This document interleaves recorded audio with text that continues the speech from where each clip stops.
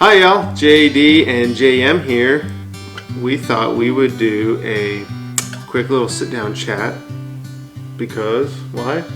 We have been in Texas for 1 year. Yeah, here in a couple weeks it'll be 1 year. Can you believe it's been 1 year? The time has flown by. No, I can't. Yeah, we just kind of figured we would share with y'all some of the things that we're super grateful for, some of the things that have been difficult, reasons why we're so glad we're here, some things we might miss from California. A lot of you are new subscribers to the channel, so you might not know that we came from California a year ago. And you can go check out Joy's other videos about our journey here. But it's been a fun journey.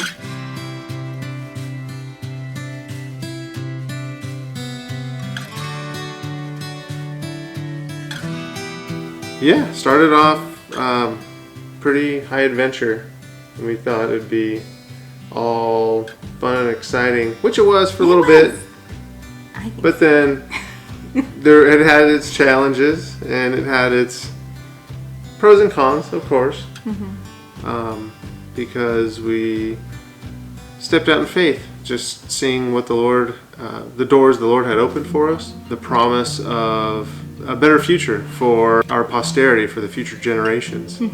And it had its challenges in the beginning, but I never doubted that we were doing the right thing. But definitely parts of your flesh want to hold on to what you know, what you came from, and what was comfortable. And we came from a nice home in a nice area. But that's all pretty much we had, was a nice home. Right. We had a blessing of your job, but other than that, that's all we had was a home. Or what makes for a good, healthy Christian life for our future, us and our children and the future generations. Right. So that's one of the things, probably one of the top reasons that we're so thankful that we're here is for like-minded Christian fellowship. That is on the top of the list. Yes, absolutely. And having a community. Right, having that in common with some families around here, and then above and beyond that, even to others that we don't worship with, or we might not be on the same page as far as our spiritual beliefs. People around here, there is a sense of community. Maybe it's just the people, maybe it's because it's a farming community. I'm not sure what it is, Southern hospitality, but it is really neat that most of your neighbors are friendly, willing to lend a hand, willing to lend you equipment or come help you do something, spend their time, spend their money and effort. Genuinely wanting to help. Right. Yes.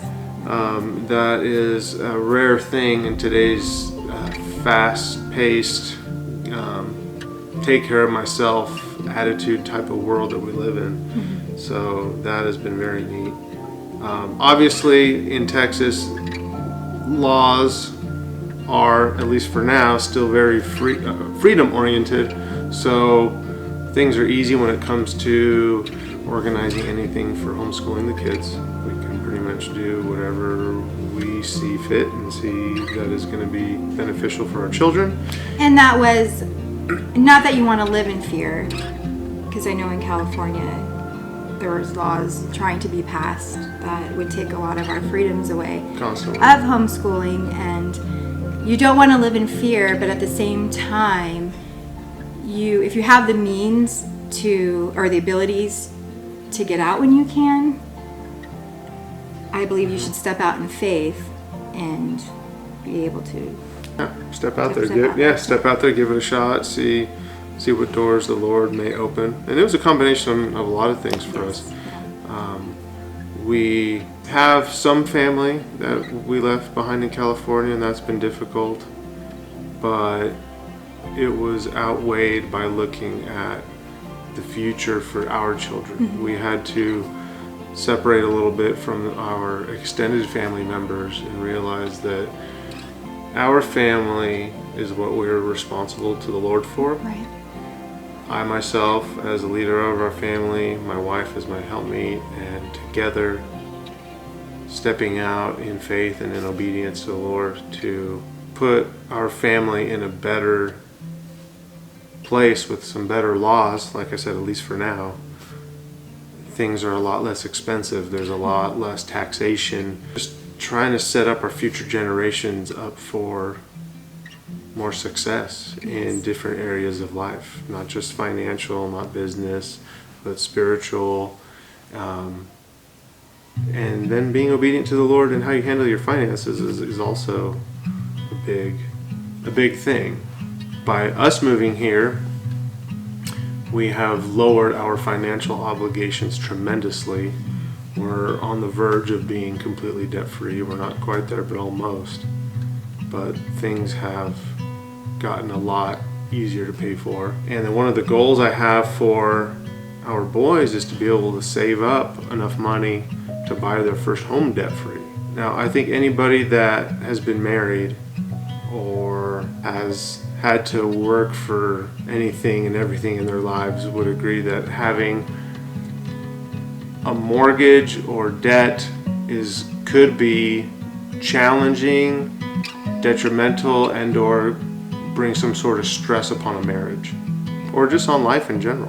When you step outside of what God sees as best and have an obligation to pay to someone else, when you have that hanging over your head. I know that we've had to borrow, and we still are, and people have to, but if it's not God's best, then why would He? We know it's not His best because He tells us to owe no man anything, to a co-signer for one's loans. Another reason why we love Texas is the ability to have animals, to grow our own food.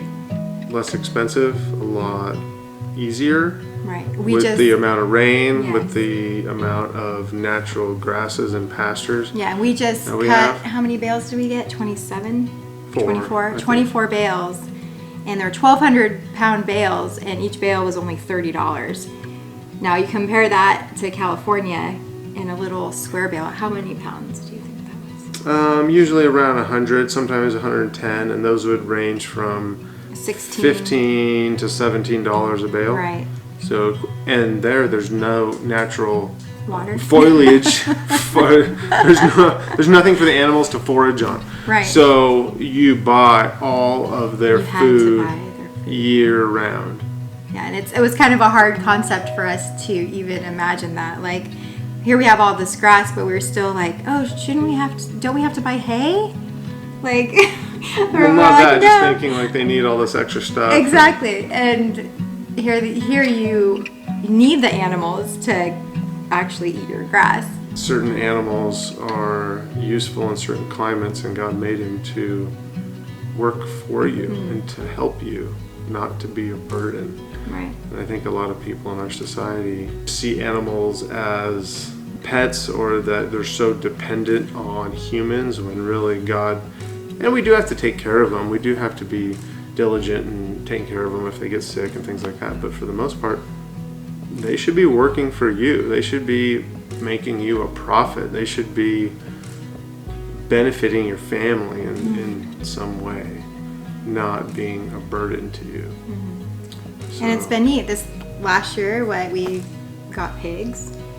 We got a dairy cow, 2 dairy cows, a bull that, Lord willing, will have little calves. Yeah. To either sell or for beef. Mm-hmm. And then even the chickens. Even the horses are I'm never going to say they're free because they're never free. But they're way less expensive than they were in California. Yes. Because they just eat so much grass. Now we still have a farrier come every so often, and have to give them dewormer and little things like that. But that's very minimal in comparison to the amount of hay that we had to buy. But it's neat to see the kids learn so much, because that's part of why the lifestyle we choose is for our kids to have a lot of life learning experiences. If it's through the animals or gardening. All right, so let's talk about some of the things that we miss or are more difficult. I don't know, what do you want to say, compared to California? I'll definitely say that I miss all the fresh produce that was so readily available in all the stores. Yeah. No, it's not. It's not terrible. It's not terrible here. It's more expensive, I guess you could say. You have access to a lot of produce. It's just more expensive. Right. If we lived closer to a big city like Dallas or Austin, and there would be some options there, but living so far in Northeast Texas, there's just not. And I'm thankful there's an Aldi's that's not too far away. Yeah. Because at least they'll still get some decently priced produce in. Not like what we were used to. No. We were definitely spoiled. I also at times on certain days when I'm trying to get things done outside in the summer, even though it's hot in California, definitely I notice the humidity makes it a lot more difficult to work outside for long periods of time. Humidity is a big adjustment. It is a big adjustment.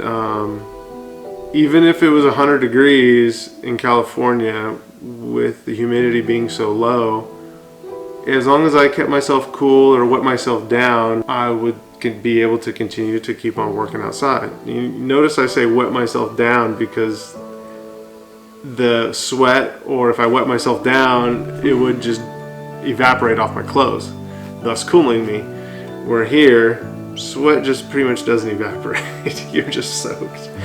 And for the first time in just working, doing homestead, farmstead type activity, there's been days where I've been outside for 2 or 3 hours and I've gotten lightheaded and dizzy, and I'm taken in plenty of fluids, and I've eaten and all that, and I've just had to stop just because my body's just overheating. I just couldn't take it. Or you're just getting old. Or I'm getting old. Or I'm getting old, right? My brain's telling me I'm 25, but I'm 40. Right. That is true. And I think just also being further away from family. Mm-hmm. We didn't have that much family in California, but of the family members that we did leave behind. Right. It's a continual just thinking this is for our children and our future generations. Mm-hmm. And family can still visit too, so it's not like it's that bad, but yeah, just hop on a plane. Right, that's all. I think we just have wanted to live here for so long. I mean, it was probably 4 years even before we actually moved. I think God put it in my heart to want to be here in Texas, so maybe God was preparing my heart more, because I don't really miss that much, because I think just the blessings outweigh everything that you miss almost. Mm-hmm, mm-hmm. Looking forward to fall, y'all. Yeah. So we should talk about some of our goals and our plans. Oh, maybe for the upcoming year. So this upcoming Lord year. willing, obviously, plans change. Yeah, day by day. Yeah.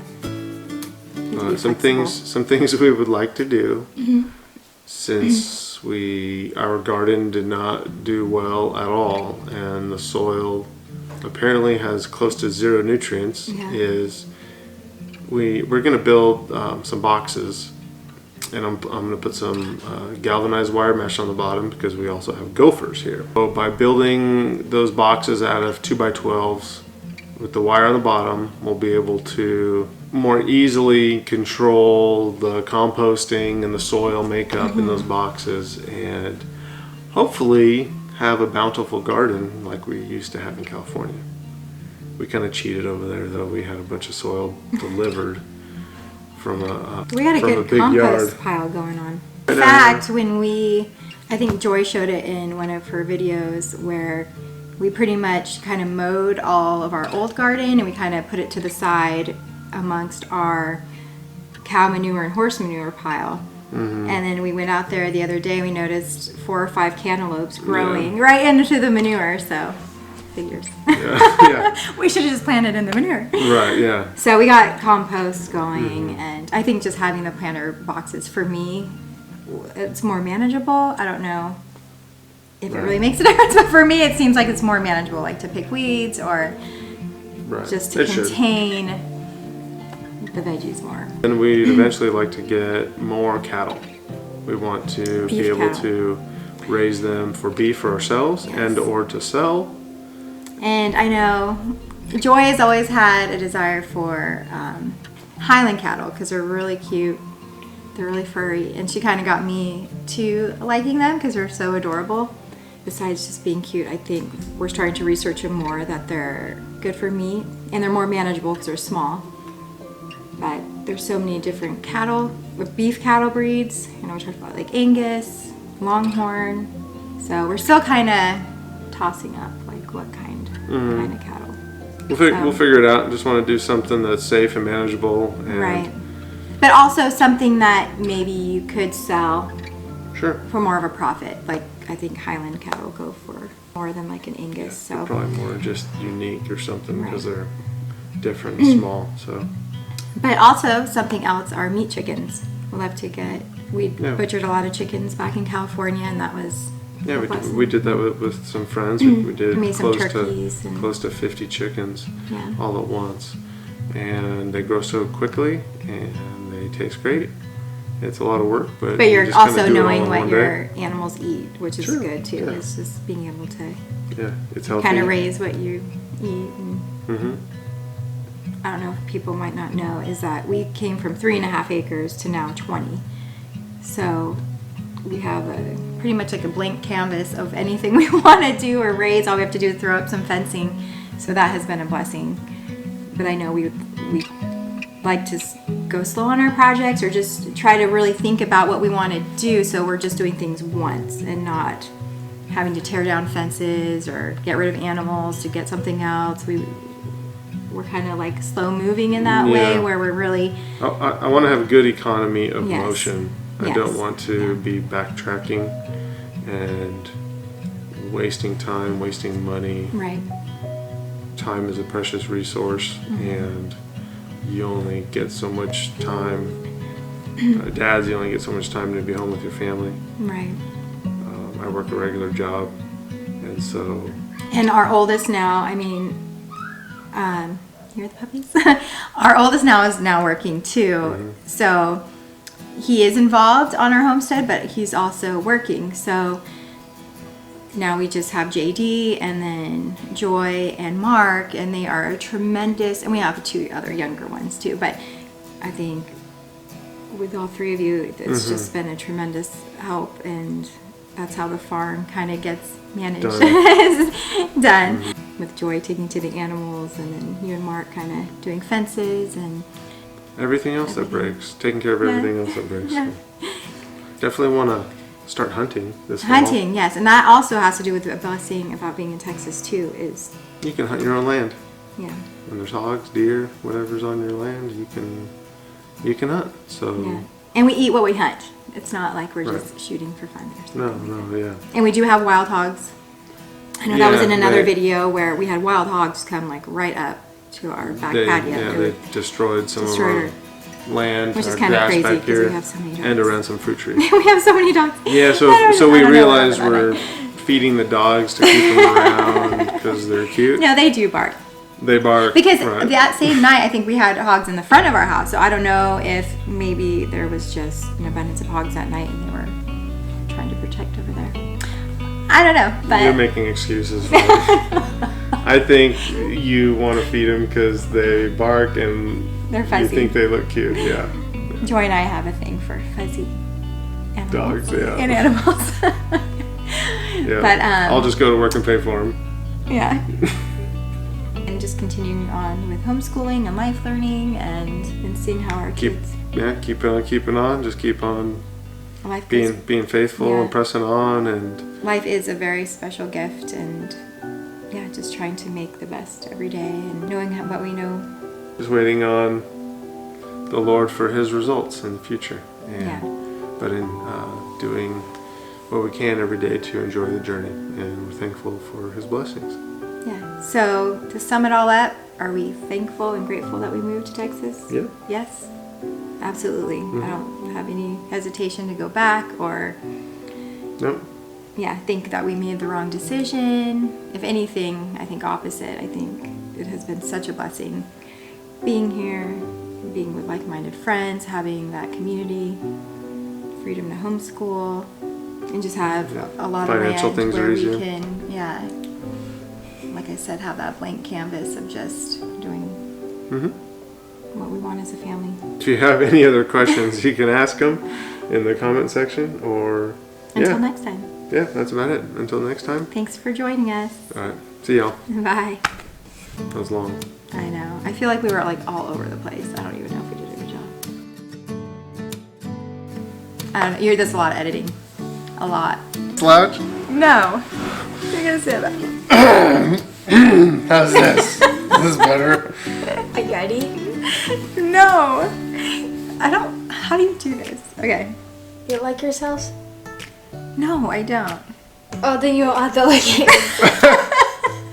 I like the way let's he just make looks. it more casual. Just like, okay, hey, this is.